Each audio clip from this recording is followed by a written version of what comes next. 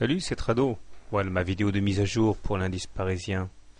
Nous avons aujourd'hui une bougie très encourageante, puisque c'est une bougie avec une mèche basse très très longue qui montre que les plus bas ont été achetés. Et puis surtout, on voit que les supports de référence ont été préservés.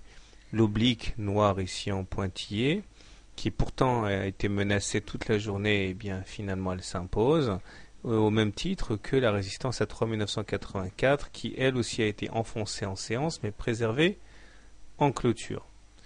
Ce qui est intéressant surtout, c'est que en même temps que l'on inscrivait ce plus bas aujourd'hui par rapport au 24 février, on n'a pas inscrit de plus bas sur le stochastique, autrement dit, il y a une divergence haussière.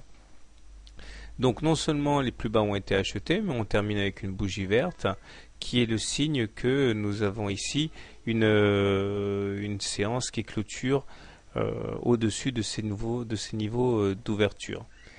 Malheureusement, on n'est pas complètement sorti d'affaires pour les intervenants, puisque comme vous pouvez le remarquer, nous sommes toujours à l'intérieur de la fourchette d'Andrews marron qui épouse les évolutions depuis maintenant près d'une semaine.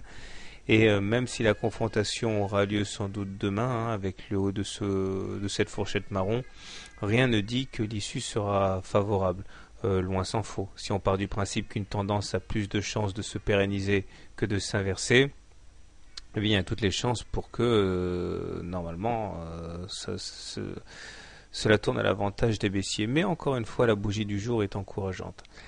Que dire d'autre? Eh bien, pas grand-chose. Nous sommes partis donc pour un rebond technique. À mon avis, il y aura un test de la M7 demain, et c'est là on va voir ce que les haussiers ont dans le ventre. Alors, si vous êtes haussier sur le CAC, vous pouvez acheter sur un niveau actuel, en espérant toucher la M7, et si vous êtes chanceux, donc vous extirpez de la fourchette d'Andrews marron et aller chercher la M20.